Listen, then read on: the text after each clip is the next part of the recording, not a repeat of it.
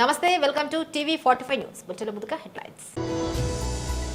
మిర్చి రైతులను నట్టేట ముంచిన రైతు ద్రోహి జగన్ రెడ్డి. మనవ సుబ్బారావు మీడియా సమావేశం.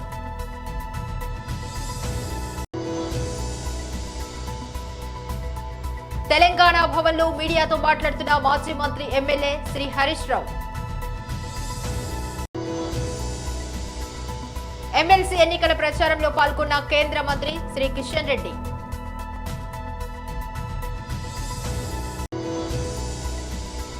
ఢిల్లీ సీఎం రేఖా గుప్తా ప్రమాణ స్వీకారానికి హాజరైన AP CM, deputy CM. YSRCP నాయకులు ప్రెస్ మీట్ నిర్వహించారు. దాన్ని పూర్తిగా తొలగించి నేను రోజున పూర్తిగా సెక్యూరిటీ ల్యాబ్సెస్ 100% ఒక్క యూనిఫామ్ ఉన్న కానిస్టేబుల్ ఒక్కరు కూడా ఆ చుట్టుపక్కల లేకుండా ఏదైనా అవాంఛనీయ సంఘటనలు జరిగేటట్టుగా వారు ప్రేరేపించేటట్టుగా వాళ్ళు నేను జరిగిన ప్రయత్నం చూస్తుంటే చాలా అనిపించింది. అందుకని గవర్నర్ గారికి మేము అందరం వచ్చి ఆయన తాలూకా భద్రత మీద ఆందోళన వ్యక్తం చేస్తూ ఇలాంటి సెక్యూరిటీ ల్యాబ్సెస్ ఉన్నాయి, ప్రభుత్వం వాంటెడ్లీ చేయాలని, ఆయన్ని ఇబ్బంది పెట్టాలని, ఆయనకి ఉన్న సందర్భంలో ఆయన రక్షణ కల్పించి ఇలాంటివి మళ్ళీ పునరావృతం కాకుండా చట్టాన్ని చేతిలో తీసుకోకుండా చట్టం దాని పని చేసుకునేటట్లు ఎవరికి ఇవ్వాల్సిన భద్రతను వాళ్ళకి ఇస్తూ కార్యక్రమం చేయాలని గవర్నర్ గారిని మేము ఇప్పుడు మీ అందరం కూడా డెలిగేషన్కి వెళ్ళి ఆయన రిక్వెస్ట్ చేయడం జరిగింది. వారు దాన్ని పరిశీలిస్తాను, దీన్ని మేము ఎంక్వైరీ చేస్తానని చెప్పి వారు చెప్పడం జరిగింది. ఇది విషయాన్ని మీకు తెలియపరుస్తున్నాం.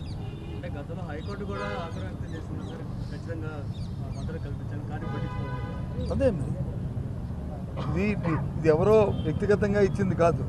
మాజీ ముఖ్యమంత్రిగా ఆయనకి అది వర్చువల్గా ఆయనకి ఆటోమేటిక్గా అది వస్తుంది. చెప్పేస్తుంది మాజీ ముఖ్యమంత్రి గారికి ఆటోమేటిక్గా వస్తుంది.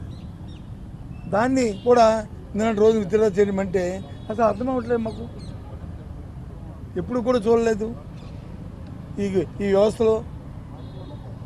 ఇంతకుముందు కూడా మేము మాజీ ముఖ్యమంత్రిగా, ఇప్పుడున్న ముఖ్యమంత్రి గారు మాజీ ముఖ్యమంత్రి కదా, ఆయనకున్న 5 సంవత్సరాలు ఎక్కడైనా ఇలాంటి సందర్భం ఎక్కడైనా వచ్చిందా?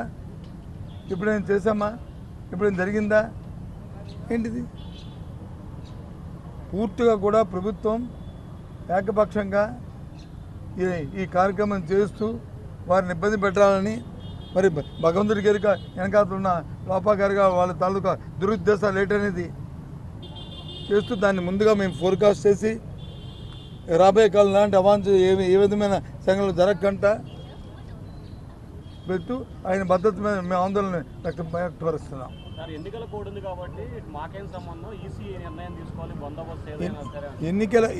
కోడ్ బందోబస్తుకి బయట ఆయనకున్న భద్రత ఎన్నికల కోడ్తో సంబంధంలే. ఏదైతే Z+2 కేటగిరీ ఎప్పుడైతే ఉన్నదో ఆయన ఎక్కడికి వెళ్తే అక్కడికి ఆయనతో పాటు వారు వెళ్ళవలసిందే, అక్కడికి వెళ్తారు. అది నిబంధన.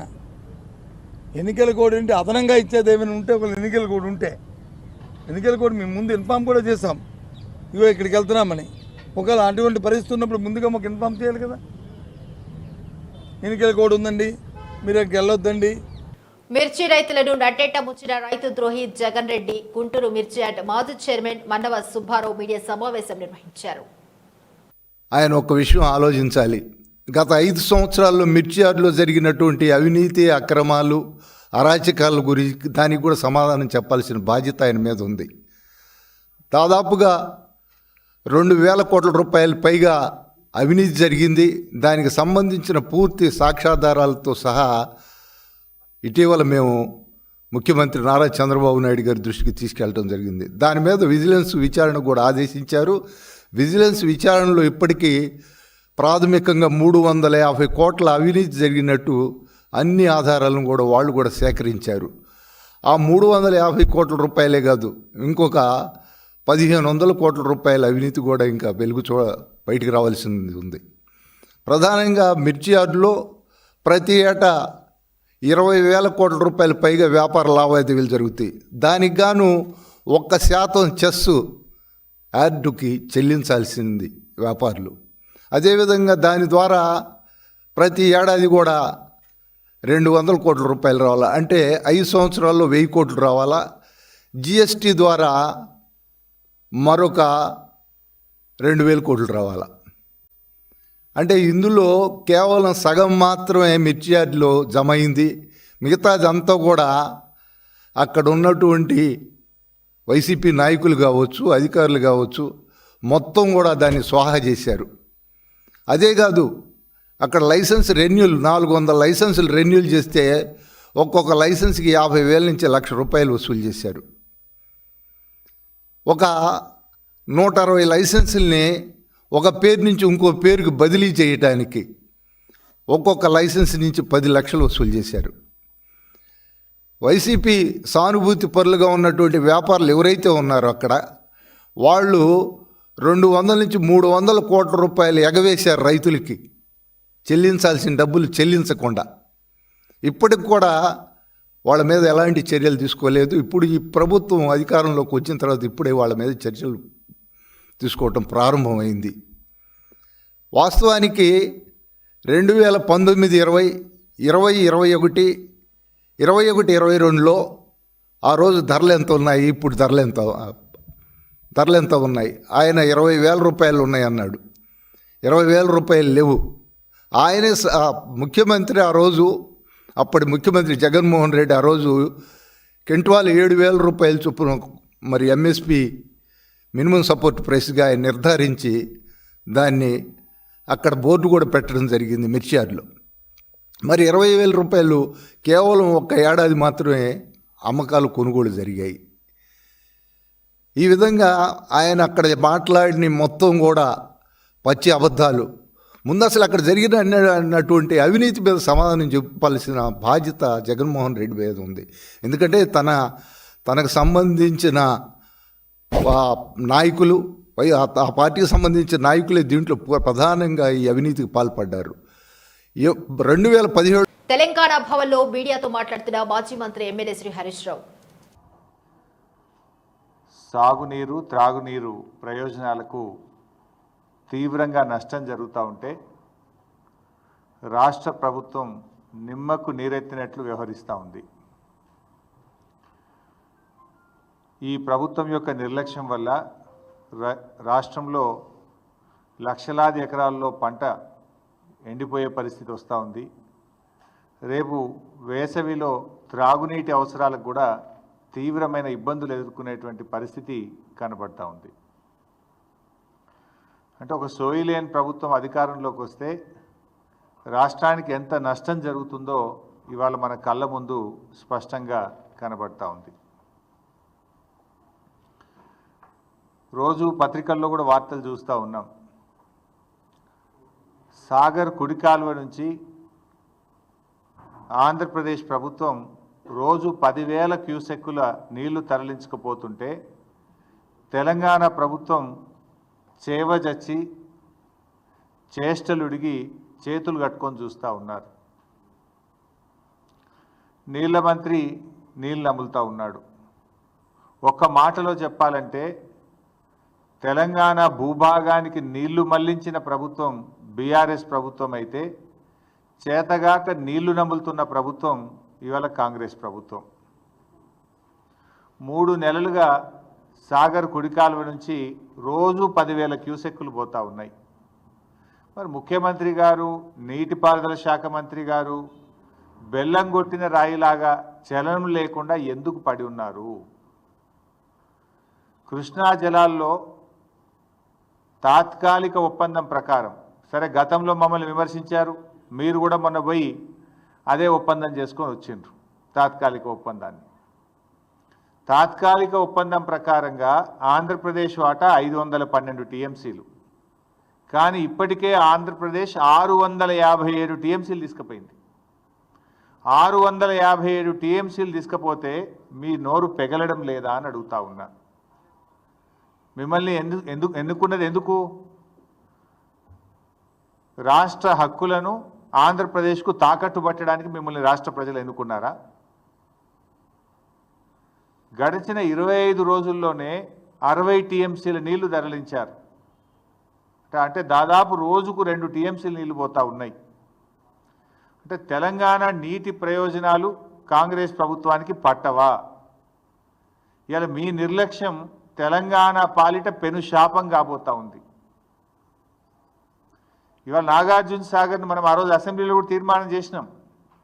సిఆర్పిఎఫ్ బలగాలను వెంటనే ఉపసంహరించుకోవాలి, నాగార్జున సాగర్ను తెలంగాణ రాష్ట్ర ప్రభుత్వ ఆధీనంలో తీసుకోవాలని మన శాసనసభలో కూడా తీర్మానం చేశాం. నవంబర్ 30, 2023 నాడు ఏ స్టేటస్ అయితే ఉందో తిరిగి ఆ స్టేటస్లో నాగార్జున సాగర్ ప్రాజెక్టు రెగ్యులేషన్ అంతా తెలంగాణ ప్రభుత్వ ఆధీనంలో తీసుకురావాలని చెప్పి స్పష్టంగా తీర్మానం చేశాం. ఎమ్మెల్సీ ఎన్నికల ప్రచారంలో పాల్గొన్న కేంద్ర మంత్రి శ్రీ కిషన్ రెడ్డి మన యొక్క ఈ స్థానం నుంచి నల్గొండ, వరంగల్, ఖమ్మం నుంచి అనేక సంవత్సరాలుగా ఉపాధ్యాయుడిగా ఉపాధ్యాయ సంఘాలలో కీలక పాత్ర పోషిస్తూ అనేక ఉద్యమాలలో పాల్గొంటూ తెలంగాణ ఉద్యమంలో కూడా టీచర్స్ జేఏసీలో పనిచేసినటువంటి సర్వోత్తమ రెడ్డి గారిని పార్టీ అభ్యర్థిగా నిలపడం జరిగింది. ఈరోజు తెలంగాణ వ్యాప్తంగా సుమారు 80 అసెంబ్లీ నియోజకవర్గాల్లో ఎన్నికలు జరుగుతూ ఉన్నాయి. హైదరాబాదు, మహబూబ్నగర్ తప్ప మిగతా అన్ని ప్రాంతాలలో ఈ యొక్క ఎమ్మెల్సీ ఎన్నికలు జరుగుతూ ఉన్నాయి. అవి టీచర్స్ కానీ, పట్టాభద్రుల నియోజకవర్గం కానీ. ఇది విద్యావంతులు, మేధావులు, విద్యార్థులు, డిగ్రీ పాస్ అయినటువంటి వాళ్ళు, అదేవిధంగా ఉద్యోగస్తులకు సంబంధించినటువంటి ఎన్నిక ఇది. ఎన్నికల్లో ప్రజలు చాలా పెద్ద ఎత్తున, ముఖ్యంగా ఈ ఓటర్స్ ఎవరైతే ఉన్నారో భారతీయ జనతా పార్టీకి అభ్యర్థులకు అండగా నిలబడతా ఉన్నారు. మాకు పూర్తి విశ్వాసం ఉంది. 3 స్థానాలు కూడా భారతీయ జనతా పార్టీ అభ్యర్థులు విజయం సాధిస్తారు. ఎందుకంటే 2 కారణాలు ప్రధానంగా. ఒకటి, ఇప్పుడున్నటువంటి కాంగ్రెస్ పార్టీ ప్రభుత్వం పట్ల అన్ని వర్గాల ప్రజల్లో తీవ్రమైనటువంటి వ్యతిరేకత వచ్చింది. కాంగ్రెస్ పార్టీ ఇస్తానన్నటువంటి, అమలు చేస్తానన్నటువంటి, ప్రజలకు హామీ ఇచ్చినటువంటి ఏ ఒక్కటి కూడా ఇంతవరకు కాంగ్రెస్ పార్టీ ప్రభుత్వం అమలు చేయలేదు. ప్రజల్లో తీవ్ర వ్యతిరేకత ఉన్నది. రెండవది, ఉపాధ్యాయుల సమస్యలపైన కానీ, నిరుద్యోగ సమస్యలపైన కానీ చిత్తశుద్ధితో భారతీయ జనతా పార్టీ అనేక సంవత్సరాలుగా, గతంలో టీఆర్ఎస్ పార్టీ అధికారంలో ఉన్న, ఈరోజు కాంగ్రెస్ పార్టీ అధికారంలో ఉన్న, మేము ఆయా వర్గాల కండగా నిలబడుతూ వారి సమస్యలపైన చిత్తశుద్ధితో మేము పోరాటం చేశాము. కాబట్టి ఆయా వర్గాలకు సంబంధించినటువంటి అన్ని వర్గాల విద్యావంతులు, మేధావులు, ఉపాధ్యాయులు, ఉద్యోగస్తులు మా కండగా నిలబడుతున్నారు. రెండో అంశము, మిగతా రాజకీయ పార్టీలు కూడా పోటీ చేయడానికి కూడా ఈరోజు వాళ్ళకు ధైర్యం చేయలేదు. టీఆర్ఎస్ పార్టీ కానీ, కాంగ్రెస్ పార్టీ కానీ. ఢిల్లీ ముఖ్యమంత్రిగా రేఖా గుప్తా ప్రమాణ స్వీకారం చేశారు. ఆమె చేత లెఫ్టినెంట్ గవర్నర్ వికే సక్సేనా ప్రమాణం చేయించారు. ఆమెతో పాటు పలువురు మంత్రులుగా ప్రమాణం చేశారు. ఇక ఈ కార్యక్రమానికి ప్రధాని నరేంద్ర మోదీ, కేంద్ర మంత్రి అమిత్ షా, బీజేపీ జాతీయ అధ్యక్షుడు జేపీ నడ్డాతో పాటు ఏపీ నుంచి CM Chandrababu Naidu, deputy CM Pawan Kalyan హాజరయ్యారు. ఈ సందర్భంగా చంద్రబాబు, పవన్ ను ప్రధాని మోదీ ఆప్యాయంగా పలకరించారు. ప్రత్యేకంగా పవన్ గురించి మాట్లాడుతూ నవ్వులు పూయించారు. కాగా ఇటీవల వెలువడిన ఢిల్లీ అసెంబ్లీ ఎన్నికల ఫలితాల్లో కమలం పార్టీ బంపర్ మెజార్టీతో గెలిచిన విషయం తెలిసిందే. మొత్తం 70 అసెంబ్లీ స్థానాలకు గాను బీజేపీ 48 స్థానాలను కైవసం చేసుకోవడం విశేషం. అటు ఆప్ కేవలం 22 సీట్లకే పరిమితమైంది. దీంతో దాదాపు 27 ఏళ్ల తర్వాత ఢిల్లీలో బీజేపీ జెండా పాతింది. అమెరికాలో వరుస విమాన ప్రమాదాలు ఆందోళన కలిగిస్తున్నాయి. గత నెల 31న ల్యాండ్ అవుతున్నటువంటి ఓ విమానాన్ని హెలికాప్టర్ ఢీకొన్న ఘటనలో 67 మంది మృత్యువాత పడ్డ సంగతి తెలిసిందే. తాజాగా అమెరికాలో సింగిల్ ఇంజన్తో కూడిన 2 చిన్న విమానాలు ఢీకొన్నాయి. ఈ ఘటనలో 2 మృతి చెందారు. ఈ ప్రమాదం తాలూకా వీడియో ఒకటి నెట్టెట్లో చక్కర కొడుతుంది. ఇక అమెరికాలోని అరిజోనా రాష్ట్రంలో ఈ ప్రమాదం జరిగింది. అమెరికా కాలమాన ప్రకారం బుధవారం ఉదయం రన్వేపై సెస్నా 1725 లాంకర్ 360 MK 11 ఢీకొన్నట్లు అక్కడ అధికారులు తెలిపారు. మృతులకు సంబంధించి పూర్తి వివరాలు తెలియాల్సింది. అమెరికా కాలమానం ప్రకారం బుధవారం ఉదయం రన్వేపై సెస్నా 1725 లాంకర్ 360 MK 11 ఢీకొన్నట్లు అక్కడి అధికారులు తెలిపారు. మృతులకు సంబంధించి పూర్తి వివరాలు తెలియాల్సి ఉంది. రాష్ట్ర ప్రభుత్వం సంపూర్ణంగా కులగణన చేసిన తర్వాతనే ఎస్సీ వర్గీకరణ చేయాలని మాల యూత్ ఫెడరేషన్, ఆల్ మాల స్టూడెంట్స్ అసోసియేషన్ ఆధ్వర్యంలో ఓయూలోని ఆర్ట్స్ కళాశాల వద్ద నిరసన వ్యక్తం చేశారు. ఈ సందర్భంగా మాల యూత్ ఫెడరేషన్ చైర్మన్ మందల భాస్కర్ మాట్లాడుతూ కులగణనలు మార్చి 10వ తేదీ వరకు కాకుండా మరో 6 నెలలు పొడిగించాలని డిమాండ్ చేశారు. ముఖ్యంగా దళితులకు సంబంధించిన 2025 సెన్సెక్స్ ప్రకారమే వర్గీకరణ చేయాలని కోరారు. 70 లక్షలు ఉన్న దళితులకు దాదాపు 22 నుంచి 23% రిజర్వేషన్ రావాలని అన్నారు. ఇక తెలంగాణలో ఉన్న దళితులందరూ ఈ విషయాన్ని గమనించాలని గుర్తు చేశారు. బీజేపీ వంచన చేరిన మందకృష్ణ మాదిగ 2025 సెన్సెస్ ప్రకారమే వర్గీకరణ చేయాలని ఎందుకు బీజేపీ నాయకులను ప్రశ్నించడం లేదని మండిపడ్డారు. రాష్ట్ర ప్రభుత్వం కూడా బీసీలకు కులగణన చేసింది కానీ ఎస్సీలకు కులగణన ఎందుకు చేయలేదని ఆరోపించారు. ఎస్సీ కులగణన చేయకుండా 2011 జనాభా లెక్కల ప్రకారం వర్గీకరణ చేస్తే సుప్రీంకోర్టు తీర్పును అవమానించినట్లే అని అన్నారు. ఈ విధానాల వల్ల మాల విద్యార్థులు తీవ్రంగా నష్టపోతున్నారు. కాబట్టి తెలంగాణలో ఉన్న మాల విద్యార్థులు అందరినీ ఏకం చేసి మార్చి మొదటి వారంలో ఉస్మానియా యూనివర్సిటీ వేదికగా మాలల విద్యార్థి గర్జన సభను పెద్ద ఎత్తున నిర్వహించనున్నామని తెలిపారు. మాల స్టూడెంట్ జేఏసీ ఆధ్వర్యంలో ముఖ్యంగా తెలంగాణలో ఉన్నటువంటి మాల విద్యార్థులందరినీ మొన్న జరిగినటువంటి రోస్టర్ విధానంలో మాల సామాజిక వర్గానికి 22వ రోస్టర్ విధానాన్ని కేటాయించారు. ముఖ్యంగా ఈ తెలంగాణ రాష్ట్రంలో 2వ అత్యంత జనాభా కలిగినటువంటి మాల సామాజిక వర్గాన్ని బిలో కేటాయించి వారికి రోస్టర్ పాయింట్ 7ను కేటాయించాల్సినటువంటి అవసరం ఉండే. దీన్ని మేము తీవ్రంగా ఖండిస్తూ ఉన్నాం. యావత్ తెలంగాణలో ఉన్నటువంటి మాల విద్యార్థులు, నిరుద్యోగులందరూ కూడా చాలా ఇబ్బంది పడుతున్నటువంటి ఈ యొక్క సందర్భంలో మేము మాల విద్యార్థుల తరపున, మాల సామాజిక వర్గం తరపున ఈ యొక్క రేవంత్ రెడ్డి ప్రభుత్వం చేసిన వర్గీకరణ చెల్లదు అని చెప్పేసి చెప్పదలుచుకున్నాం. ముఖ్యంగా లేటెస్ట్ సెన్సెస్ సుప్రీంకోర్టు తీర్పు ప్రకారం లేటెస్ట్ లెక్కలు తీసుకొని ఆ యొక్క జనాభా దామాష ప్రకారం 1950లో ఉన్నటువంటి జనవరి 26 భారత రాజ్యాంగం అమల్లోకి వచ్చినప్పటి నుంచి 15% ఉంది. మరి ఈరోజు 75 సంవత్సరాల తర్వాత ఎస్సీల పాపులేషన్ తెలంగాణలో 70 లక్షలు ఉంటే వాళ్లకు 15% రిజర్వేషన్ను ఎందుకు పెంచలేదని చెప్పేసి మేము రేవంత్ రెడ్డి ప్రభుత్వాన్ని అడగదలుచుకున్నాం. అంతేకాకుండా బీసీల కులగణన చేసి 42% రిజర్వేషన్ ఇస్తా అని చెప్తున్నటువంటి రేవంత్ రెడ్డి ప్రభుత్వం ఎస్సీల యొక్క కులగణన ఎందుకు చేస్తలేదు? ఎస్సీల పట్ల మీ నిర్లక్ష్య వైఖరి ఏంటో మేము ఈరోజు ప్రశ్నించదలుచుకున్నాం. ముఖ్యంగా మీకు దళితులపైన చిత్తశుద్ధి ఉంటే మీ కాంగ్రెస్ పార్టీ చేవల్ల డిక్లరేషన్లో 18% ఎస్సీలకు రిజర్వేషన్ ఇస్తామని చెప్పారు. మేము మాల సామాజిక వర్గానికి సంబంధించిన విద్యార్థులుగా, యువకులుగా ఒక డిమాండ్ చేస్తూ ఉన్నాం. ఈరోజు జనాభా మాది 22% పెరిగింది. మా యొక్క రిజర్వేషన్ 22% పెంచి మొత్తం కూడా పంచాల్సినటువంటి అవసరం ఉందని చెప్పేసి మేము గుర్తు చేయదలుచుకున్నాం. అందుకే మేము ముఖ్యంగా మందకృష్ణ మాదిగ గారు, మీరు ఎందుకు మీకు మాదిగ విద్యార్థులపైన చిత్తశుద్ధి ఉంటే, మాదిగ విద్యార్థులు ఉద్యోగ రంగంలోకి రావాలని ఉంటే మీరు 15% రిజర్వేషన్ని ఎందుకు 22% పెంచాలని అడుగుతలేరు?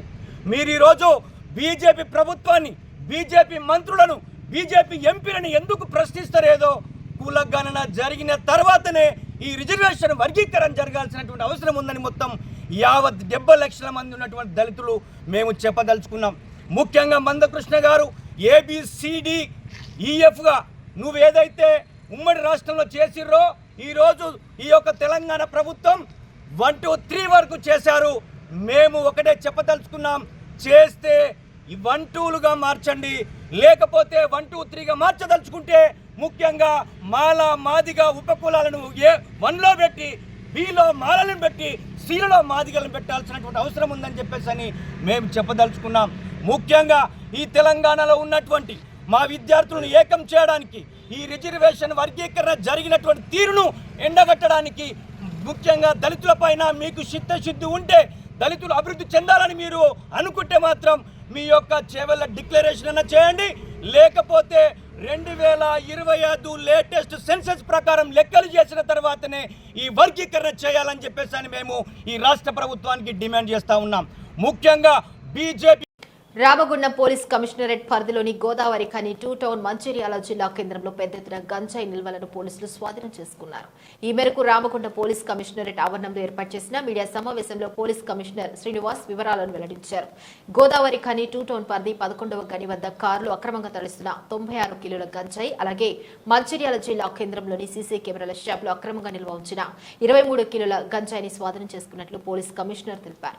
సుమారు 61 లక్షల విలువైన గంజాయిని స్వాధీనం చేసుకుని 11 మందిని అరెస్ట్ చేసినట్లు సిపి తెలిపారు. నిందితుల నుంచి 2 కార్లు, 5 బైకులు, 11 సెల్ ఫోన్లు స్వాధీనం చేసుకున్నామన్నారు. నిందితులపై తక్షణమే పీడీ యాక్ట్ అమలు చేస్తున్నట్లు తెలిపారు. రాష్ట్ర ప్రభుత్వ ఆదేశాల మేరకు గంజాయి నిర్మూలించేందుకు ప్రత్యేక పోలీస్ యంత్రాంగాన్ని ఏర్పాటు చేశామని పోలీస్ కమిషనర్ అన్నారు. 24 గంటల పాటు వాహనాల చెకింగ్, షాపులు, ఇళ్లలో తనిఖీలు చేస్తున్నట్లు తెలిపారు. గంజాయి కొరటం, అమ్మటం వంటి అక్రమాలకు పాల్పడితే చట్టపరంగా తీవ్ర చర్యలు తీసుకుంటామన్నారు. వర్క్ జరిగింది ఇక్కడ రామగుండం కమిషనరేట్లో. మీకు తెలుసు, కొత్త గవర్నమెంట్ వచ్చినప్పటి నుంచి ఆనరబుల్ సీఎం గారి ఆదేశాల మేరకు ఈ మన తెలంగాణలో గాంజాయి నిర్మూలన అండ్ డ్రగ్స్ నిర్మూలన గురించి చాలా పెద్ద ఎత్తున మనము ఎన్ఫోర్స్ చేస్తున్నాము. దాంట్లో భాగంగానే మేము ఎప్పటి నుంచో ఇన్ఫర్మేషన్ మీద చాలా ఇక్కడ టీమ్స్, తర్వాత మన స్పెషల్ బ్రాంచ్ కానీ, టాస్క్ ఫోర్స్ కానీ, లోకల్ పోలీస్ కానీ అందరికీ స్ట్రిక్ట్ ఆదేశాలు ఇవ్వడం జరిగింది. వాళ్ళు దాంట్లో వర్క్లో భాగంగా నిన్న 11A మైన్ క్రాస్ వద్ద మనం వెహికల్ చెకింగ్ చేస్తుంటే 2 టౌన్ పోలీస్ స్టేషన్ ఏరియాలో ఇక్కడ ఒక వెహికల్ అనుమానాస్పదంగా కనబడింది. దాంట్లో ఒక ముందుగా వెహికల్ ఒకటి పోతుంటే దాంట్లో పట్టుకోవడం జరిగింది. దాన్ని వాళ్ళని ఎంక్వైరీ చేయడం వల్ల అనుమానాస్పదం ఇంకో వెహికల్, ఒక బొలెరో వెహికల్, ఒకటి వర్నా వెహికల్ చూసి దాన్ని వాళ్ళని పట్టుకోవడం, దాన్ని మొత్తం థరోగా చెక్ చేస్తే మనకు 96.770 గ్రాముల, అంటే 96 కిలోల 770 గ్రాముల గంజాయిని ఇది ఛత్తీస్గఢ్ ప్రాంతం, ఒరిస్సా ప్రాంతం నుంచి తీసుకొని టువర్డ్స్ మహారాష్ట్రకు వెళ్తున్నారని చెప్పేసి మనకు వాళ్ళ దగ్గర ఎంక్వైరీలో తెలిసింది. దాంట్లో ఇక్కడ మొత్తం 4 అప్రహెండ్ చేయడం జరిగింది. వాళ్ళ పేర్లు ఉదయ్ వీర్, సన్ ఆఫ్ జీతారాం, వయసు 32 సంవత్సరాలు. ఇతను దాడ్కి సయ్యాం, ఆగ్రా, ఉత్తరప్రదేశ్ స్టేట్ అతను. అలాగే రాజ్ లోధి సంజు, ఇతను ధోల్పూర్, రాజస్థాన్ సంబంధించిన అతను. కేశవ్ ఖారా, ఇతను ఒరిస్సా సంబంధించిన అతను. సుమంత ఖారా, ఇతను కూడా ఒరిస్సా సంబంధించిన అతను. ఇది కాకుండా ఇంకా 2 పరారీలో ఉన్నారు. వాళ్ళు A5, A6గా ఉన్నారు. వాళ్ళని కూడా త్వరలో పట్టుకుంటాం.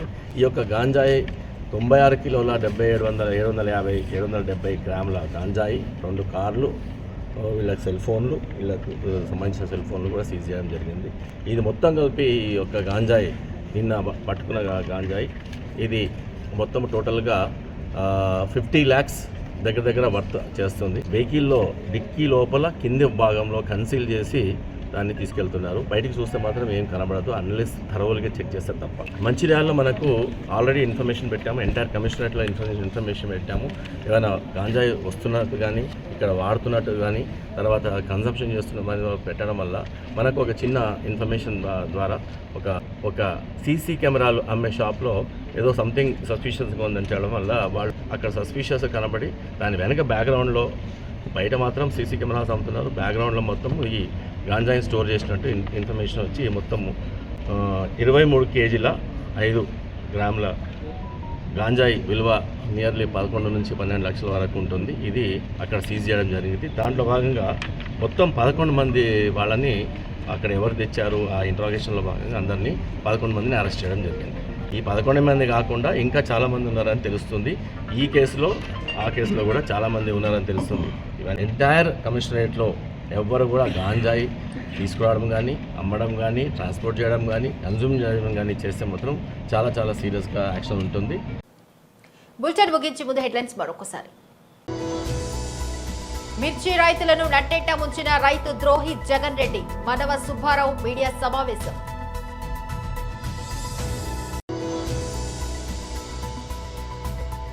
తెలంగాణ భవన్లో మీడియాతో మాట్లాడుతున్న మాజీ మంత్రి ఎమ్మెల్యే శ్రీ హరీష్ రావు. ఎమ్మెల్సీ ఎన్నికల ప్రచారంలో పాల్గొన్న కేంద్ర మంత్రి శ్రీ కిషన్ రెడ్డి.